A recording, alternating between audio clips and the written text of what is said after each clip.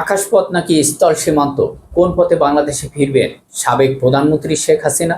2024 সালে 5 আগস্টের ছাত্র জনতার ঐতিহাসিক গণ অভ্যুত্থানের পর যে অধ্যায় চিরতরে বন্ধ হয়ে গেছিল বলে মনে করা হচ্ছিল, কিন্তু 2026 সালে মে মাসের শেষের দিকে এসে ভূ রাজনৈতিক দাবার বোর্ডে এক নতুন মোড় নিতে যাচ্ছে। দর্শক, হঠাৎ কেন মার্কিন পররাষ্ট্রমন্ত্রী মার্কিও কলকাতা ও দিল্লির সফর? আর কেনই বা বিশ্ব রাজনীতির সবচেয়ে আলোচিত ব্যক্তি প্রেসিডেন্ট ডোনাল্ড ট্রাম্পের মুখে শোনা গেল ভারত যা চাইবে তাই পাবে? তবে কি ওয়াশিংটন দিল্লি শেষ পর্যন্ত বাংলাদেশের ইস্যুতে ভারতের ইচ্ছাকে অগ্রাধিকার দিতে যাচ্ছে? এই ভূ রাজনৈতিক হিসাব নিকাশের মাঝে ঢাকা রাজপথে কান পাতলে শোনা যাচ্ছে এক চরম উত্তেজনার পারদ।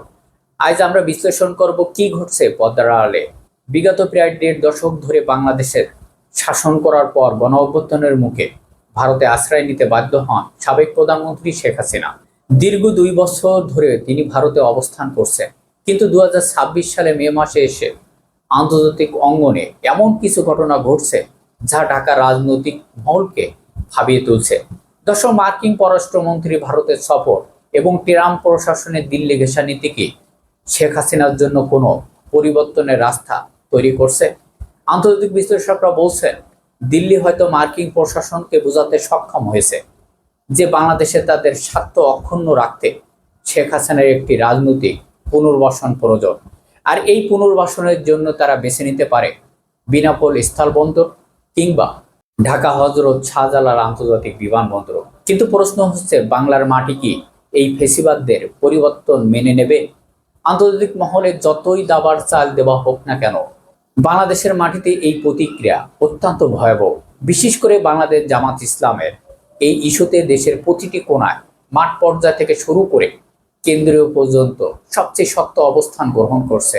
জামাত ইসলামের আমি ডক্টর শফিকুর রহমান সাহেব অত্যন্ত ইতিবাচক এবং দায়িত্বশীল নেতৃত্বের পরিচয় দিয়ে স্পষ্ট করে জানিয়ে দিয়েছেন, বিগত 16 বছর ধরে দেশের মানুষের উপরে নির্মম শাসন এবং গুমখুম অত্যাচার চালানো হয়েছে।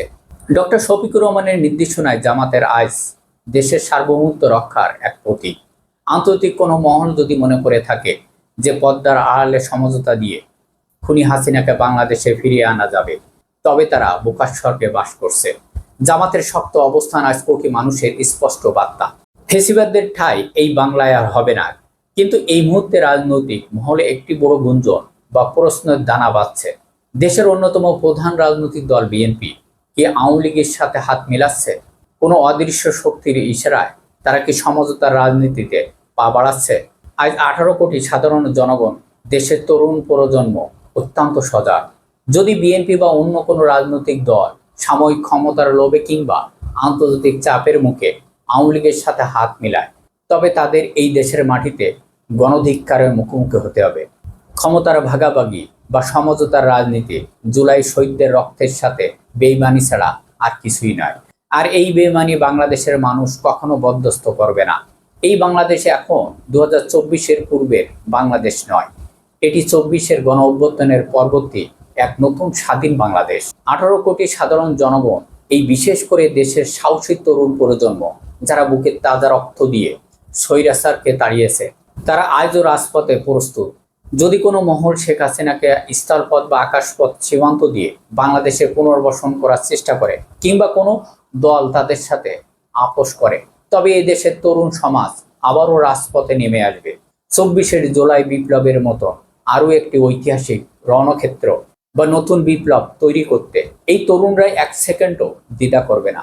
রাজপথের বুলেট যাদের দমাতে পারেনি, আন্তর্জাতিক কোনো চক্র তাদেরকে দমাতে পারবে না। সুতরাং ভূ রাজনৈতিক দাবার বোর্ডে ট্রাম্প কিংবা মোদির প্রশাসন যতই হিসাব নিকাশ করুক না কেন, বাংলাদেশের ভাগ্য ফয়সালা ওয়াশিংটন কিংবা দিল্লিতে হবে না। এই ফয়সালা হবে ঢাকা রাজপথে, দেশের 18 কোটি জনগণের ইচ্ছায়। জামাত ইসলামের অবস্থান এবং ডক্টর শফিকুর রহমানের ইতিবাচক নেতৃত্বে আজ দেশপ্রেমিক জনতা আর তরুণদের হুঁশিয়ারি এক চরম সতর্কবার্তা।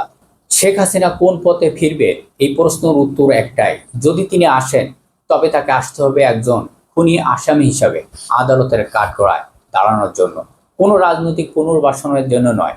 আপনি কি মনে করেন আন্তর্জাতিক চক্র নস্যাৎ করে দেশের তরুণ সমাজ এবং দেশপ্রেমিক দলগুলো কি পারবে সার্বভৌমত্ব রক্ষা করতে? আপনার মূল্যবান মতামত কমেন্ট করে জানাতে ভুলবেন না। সবাই ভালো থাকবেন। আল্লাহ হাফেজ।